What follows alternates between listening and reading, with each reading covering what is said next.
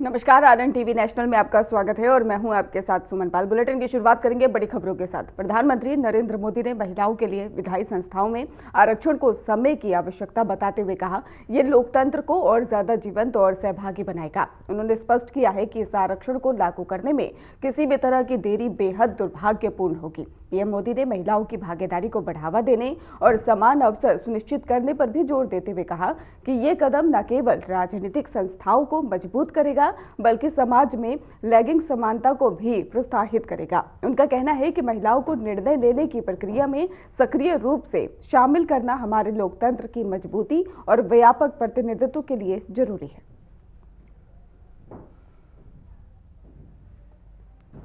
तो पीएम मोदी ने आह्वान किया है। इसके साथ ही आपको बता दें कि महिलाओं के आरक्षण की उन्होंने बात करी, जहां पर प्रधानमंत्री नरेंद्र मोदी ने महिलाओं के लिए विधायी संस्थाओं में आरक्षण को समय की आवश्यकता बताते हुए कहा कि ये लोकतंत्र को और ज्यादा जीवंत और सहभागी बनाएगा। उन्होंने स्पष्ट किया है कि इस आरक्षण को लागू करने में किसी भी तरह की देरी बेहद दुर्भाग्यपूर्ण है।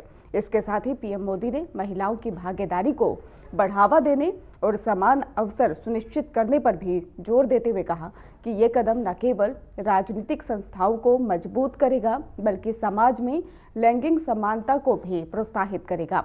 उनका कहना था कि महिलाओं को निर्णय लेने की प्रक्रिया में सक्रिय रूप से शामिल करना हमारे लोकतंत्र की मजबूती और व्यापक प्रतिनिधित्व के लिए जरूरी है।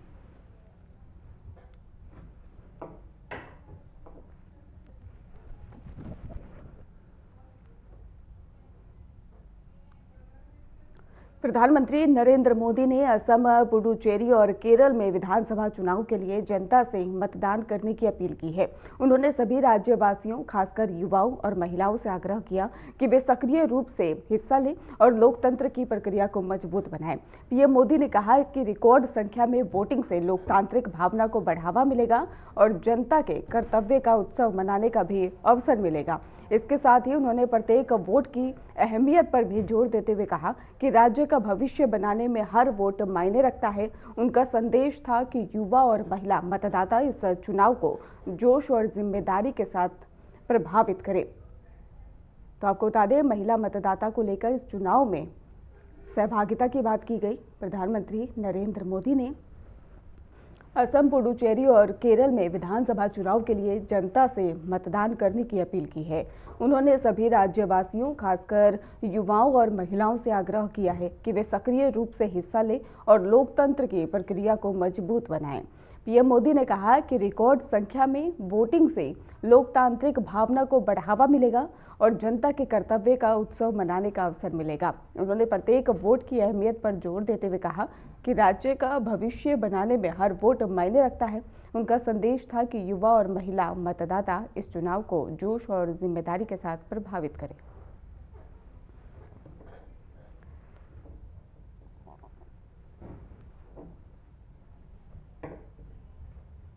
प्रधानमंत्री नरेंद्र मोदी ने कहा कि लेजिस्लेटिव बॉडीज में महिलाओं के लिए रिजर्वेशन वर्तमान समय की एक आवश्यक है और इसलिए उनके अनुसार महिला आरक्षण से लोकतंत्र और भी ज्यादा सहभागी और समावेशी और प्रतिनिधित्व बनेगा। हमारे यहाँ पर उन्होंने ये कहा कि क्योंकि महिलाएं समाज की आधी आबादी हैं और उनके विचार नीति निर्माण को प्रभावी बनाएंगे। प्रधानमंत्री नरेंद्र मोदी ने सरकार ने नारी शक्ति वंदन अधिनियम के माध्यम से संसद और राज्य विधानसभाओं में लगभग 33% सीटों का भी आरक्षण निर्धारित किया है, जिसे 2029 के चुनाव में लागू करने की भी योजना है।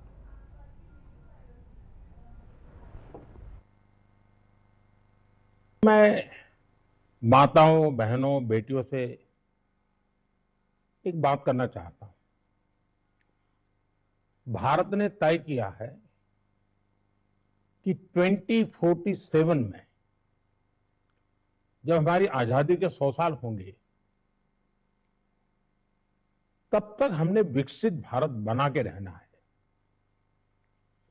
लेकिन मेरे 2-2.5 दशक के सरकार के मुखिया के रूप में जो मेरे अनुभव है, उस अनुभव के आधार से मैं कह सकता हूं कि हमें विकसित भारत का लक्ष्य हासिल करना है तो हमें हमारी मातृशक्ति को, हमारी नारी शक्ति को, उनके पूर्ण सामर्थ्य का राष्ट्र के विकास में जोड़ना ही होगा। हमने कुछ वर्ष पहले नारी शक्ति वंदन अधिनियम पारित किया था और सभी राजनीतिक दलों ने सहमति से किया था और सबकी इच्छा है कि 2029 में जब लोकसभा के चुनाव होंगे तब हमारे देश की नारी शक्ति को जनप्रतिनिधि के रूप में लोकसभा में, विधानसभाओं में 33% स्थान मिलना ही चाहिए। पिछले कुछ दिनों से हम सभी राजनीतिक दलों से बातचीत कर रहे हैं।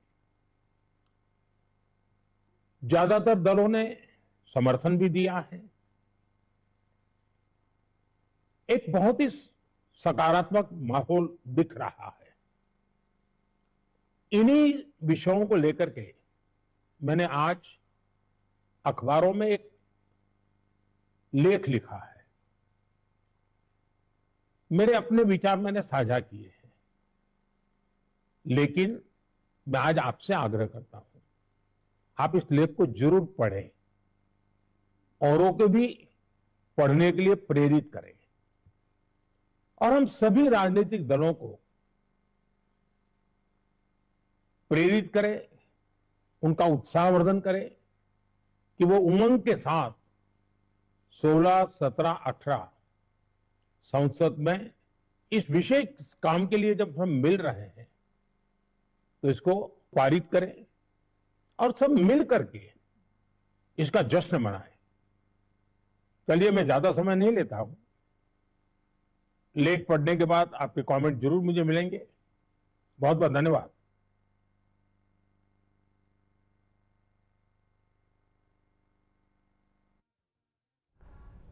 एक और अपडेट आपको बता दें, जहां पर पीएम मोदी का आज बंगाल में करेंगे 3 रैलियां और बड़ी अपडेट सामने आ रही है। हल्दिया और आसनसोल, सिउरी में करेंगे रैलियां। बड़ी अपडेट, जहां पर तीनों जगह पर जनसभा को पीएम मोदी संबोधित करेंगे।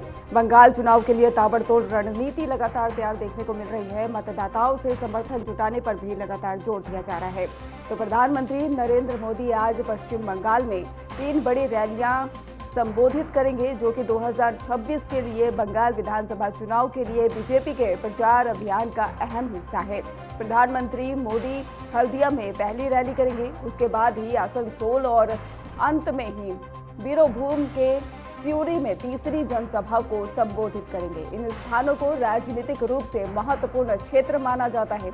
आपको बताते चले कि हल्दिया बीजेपी के मजबूत गढ़ों में से एक है, जबकि आसनसोल औद्योगिक क्षेत्र और सिउरी टीएमसी के प्रभाव वाले इलाके में है। रैलियों का उद्देश्य मतदाताओं से समर्थन जुटाना और आगामी विधानसभा चुनाव में पार्टी की पकड़ मजबूत करता है।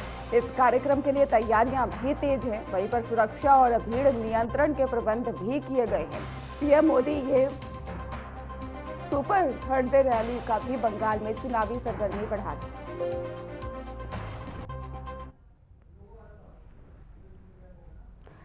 असम, केरल और पुडुचेरी में आज विधानसभा चुनाव के लिए मतदान हो रहा है और असम की 126 और केरल की 140 और पुडुचेरी की 30 विधानसभा सीटों पर एक ही चरण में वोट डाले जाएंगे। मतदान प्रक्रिया शांतिपूर्ण ढंग से लगातार जारी है। इसके साथ ही मतदाता पहुंच रहे हैं। लगभग 6 करोड़ मतदाता 1899 उम्मीदवारों की किस्मत का फैसला करेंगे और मतगणना और नतीजे 4 मई को घोषित किए जाएंगे। चुनाव में सुरक्षा और निष्पक्षता को ध्यान में रखते हुए चुनाव आयोग ने सभी तैयारियां पूरी कर ली है। वहीं आपको बताते चले कि इन तीनों राज्यों की चुनावी तैयारी और मतदान की तस्वीरें भी लगातार हम आपको दिखा रहे हैं, जिससे यह स्पष्ट हो रहा है कि लोकतंत्र में जनता की भागीदारी कितनी अहम है। पुडुचेरी की तस्वीर दिखा रहे हैं, केरल की, जहां असम की भी, जहां पर मतदान के लिए लगातार मतदाता पहुंच रहे हैं। इसके साथ ही आपको बता दें 6 करोड़ मतदाता करेंगे ये फैसला कि कौन होगा। असम, केरल, पुडुचेरी में मतदान का जो सिलसिला है लगातार जारी देखने को मिल रहा है। अमेरिकी राष्ट्रपति डोनाल्ड ट्रंप ने ट्रुथ सोशल पर पोस्ट करते हुए कहा कि अमेरिका की सभी सैन्य ताकतें, जहाज, विमान, सैनिक और अतिरिक्त गोला बारूद ईरान के भीतर और उसके आसपास तब तक मौजूद रहेंगी जब तक कि कोई भी असंग या फिर पूर्ण समझौता लागू नहीं हो जाता। राष्ट्रपति ने यह भी कहा कि अमेरिका सेना गोला बारूद जमा कर रही है और आराम कर रही है। इसके साथ असल में ही वो अपनी अगली सैन्य कार्रवाई के लिए तैयार है। ट्रंप ने अपने संदेश में जोर दिया है कि अमेरिका की प्राथमिकता हमेशा क्षेत्रीय सुरक्षा और अंतर्राष्ट्रीय नियमों का पालन रहेगा, लेकिन किसी भी खतरे का जवाब देने में अमेरिका पीछे नहीं हटेगा।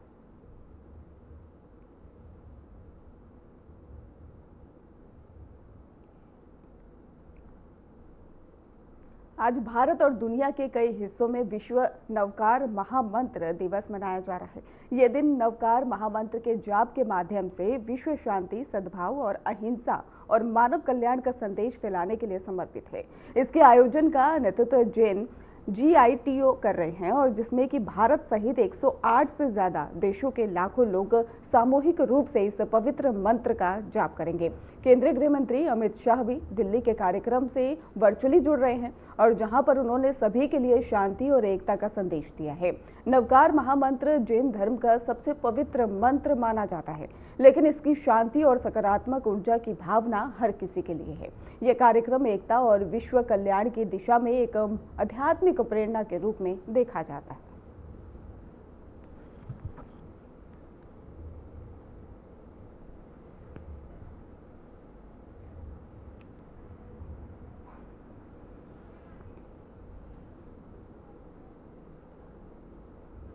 आज भारत और दुनिया के कई हिस्सों में विश्व नवकार महामंत्र दिवस मनाया जा रहा है। ये दिन नवकार महामंत्र के जाप के माध्यम से विश्व शांति, सद्भाव, अहिंसा और मानव कल्याण का संदेश फैलाने के लिए समर्पित है।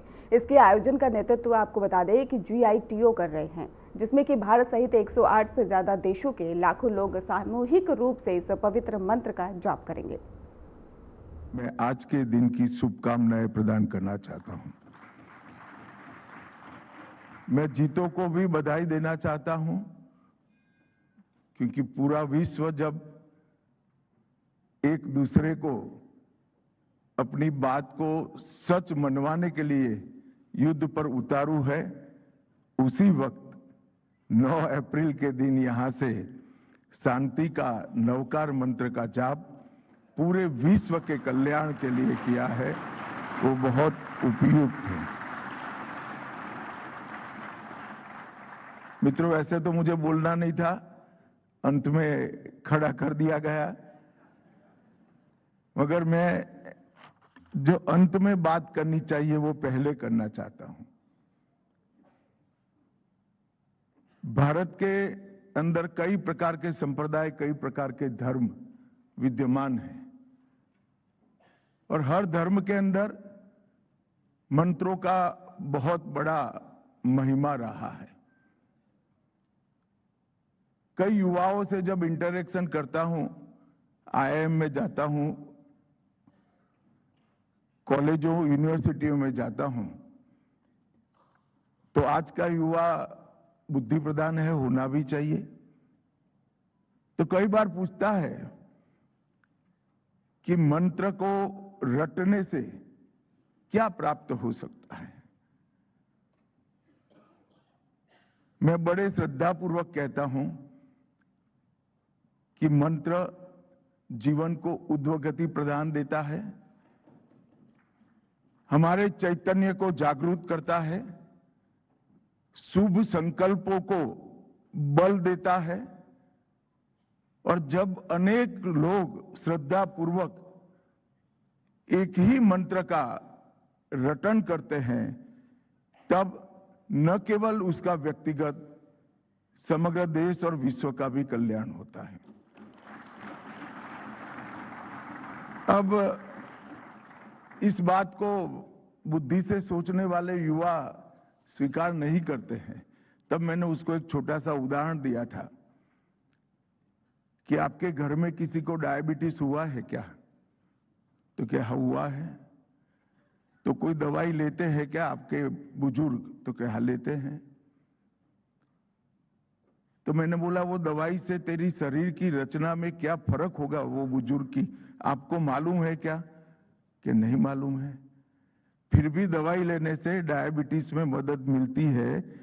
इस मंत्र से क्या होगा वो ज्यादा मत सोचो, मंत्र का केंद्रीय रक्षा मंत्री राजनाथ सिंह ने वेस्ट एशिया में बदलते हालात पर नजर रखने के लिए बनाए गए एम्पावर्ड ग्रुप ऑफ मिनिस्टर्स की तीसरी बैठक की अध्यक्षता की है, जिसमें कि वेस्ट एशिया के घटनाक्रम और उसके भारत पर असर को ध्यान में रखते हुए ऊर्जा आपूर्ति, जरूरी वस्तुओं की उपलब्धता और भंडारण चेन की जोखिमों की समीक्षा की गई है।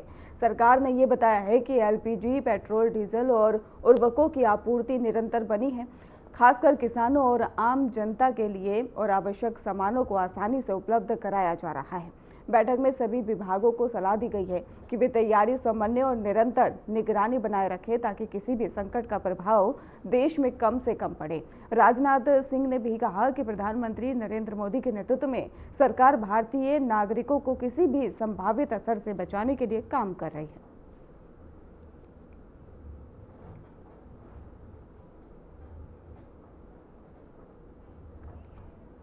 एक और बड़ी अपडेट से आपको रूबरू करवा दें, जहां पर कांग्रेस ने दिल्ली में बुलाई है CWC की बैठक और बैठक में महिला आरक्षण बिल पर चर्चा होगी और कांग्रेस महिला आरक्षण बिल पर विचार भी करेगी। इसके साथ ही महिला प्रतिनिधित्व बढ़ाने के लिए भी कांग्रेस सक्रिय नजर आ रही है। महिला आरक्षण बिल पर रणनीति तय की जाएगी। तो कांग्रेस पार्टी ने महिला आरक्षण बिल को लेकर रणनीतिक चर्चा के लिए दिल्ली में कांग्रेस वर्किंग कमेटी CWC की बैठक बुलाई है। इसके साथ बैठक में उद्देश्य जो माना जा रहा है वो वरिष्ठ नेताओं और फैसलेकर्ताओं के बीच में बिल के प्रगति और लागू करने के रोड मैप पर विचार विमर्श करना माना गया है। पार्टी का मानना है कि महिलाओं के लिए विधायी संस्थाओं में आरक्षण लोकतंत्र और अधिक सशक्त और सहभागी बनाएगा। CWC बैठक में महिला आरक्षण बिल की संवैधानिक प्रक्रिया, राजनीतिक समन्वय और कई राज्यों में इसे लागू करने की रणनीतियों पर चर्चा की जाएगी।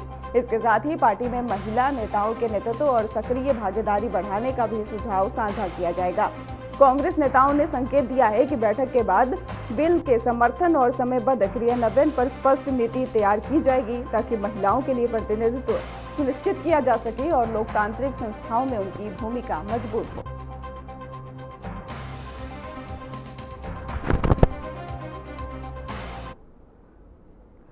सीएम योगी आदित्यनाथ की विभागीय समीक्षा बैठक, ऐसी अपडेट सामने आ रही है और इसके साथ ही बताया जा रहा है कि ऊर्जा, हथकरघा और सूचना विभाग की समीक्षा, जहां पर मुख्यमंत्री आवास में विभागीय कार्यों की समीक्षा की जाएगी और प्रदेश विकास और जनता हित पर भी फोकस रहेगा।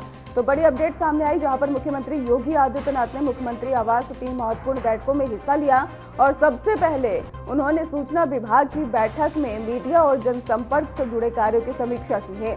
इसके बाद ही मुख्यमंत्री की हथकरघा विभाग में बैठक जारी है, जिसमें कि प्रदेश की हथकरघा उद्योग की स्थिति, विकास योजनाओं को लेकर भी चर्चा होगी।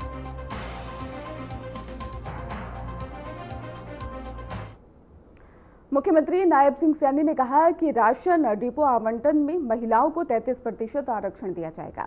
ये कदम महिलाओं की भागीदारी बढ़ाने और समान अवसर सुनिश्चित करने की दिशा में बड़ा ऐतिहासिक निर्णय है।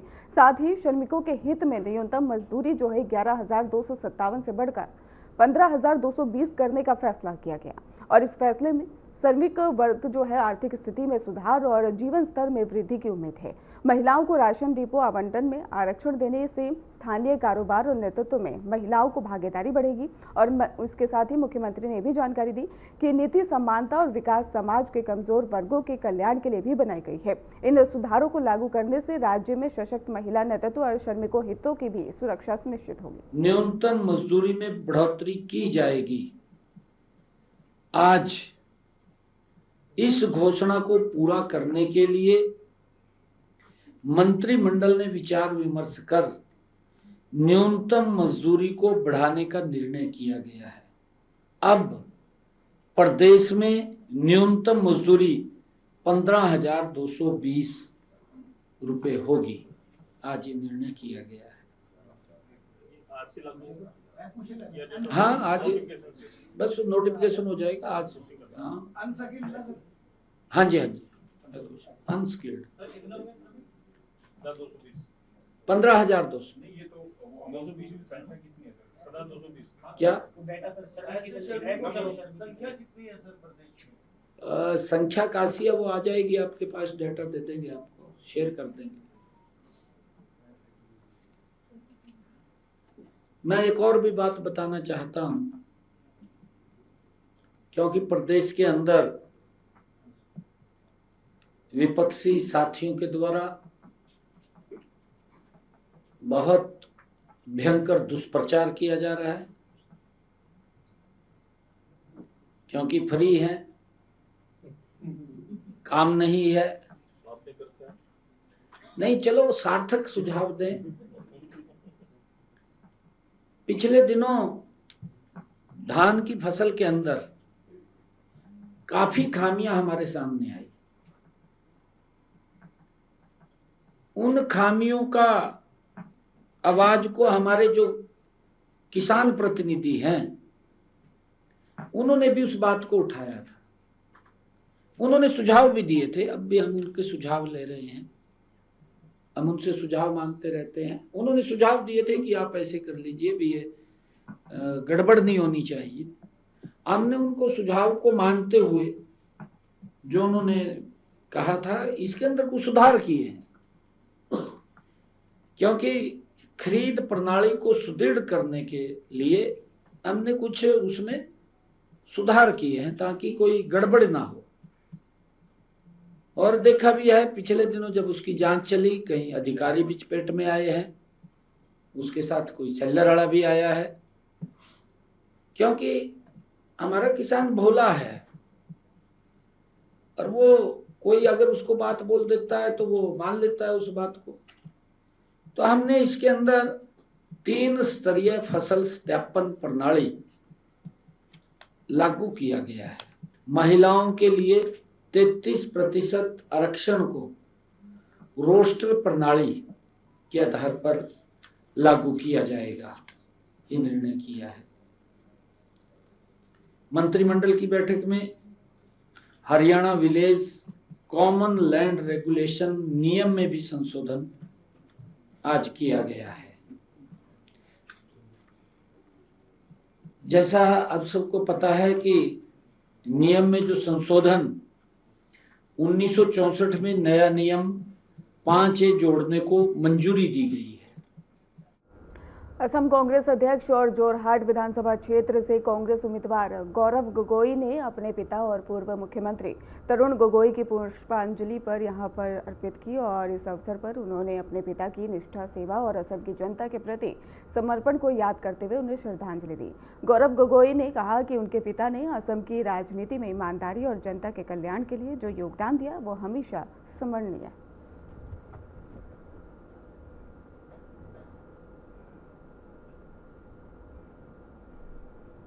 मणिपुर के बिष्णुपुर जिले के मोईरांग के टोंगलाबाऊ और इसके साथ ही इस इलाके के संदिग्ध उग्रवादियों के बम हमले में 2 बच्चों की मौत हो गई है और उनकी मां घायल हो गई है।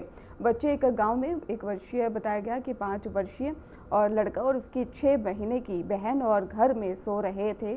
अचानक से उनका विस्फोट हुआ और जिससे कि घर को भी क्षति पहुंची है। घटना के बाद ही स्थानीय लोग गुस्से में आ गए और विरोध प्रदर्शन शुरू कर दिया, जिसमें कई ट्रकों को आग लगाई गई है, सड़कों जाम कर दी गई है और जहां पर पुलिस और सुरक्षा बलों ने हालात नियंत्रण में लाने की कोशिश भी की। कई इलाकों में कर्फ्यू और इंटरनेट सेवाओं पर भी रोक लगाई गई है। अधिकारियों ने जाँच शुरू कर दी है। स्थिति तनावपूर्ण बनी हुई है। मुख्यमंत्री यमुनाम खेमचंद सिंह ने भी अब हमले की निंदा की है। दोषियों को पकड़ने के लिए कार्रवाई तेज करने के निर्देश भी दिए।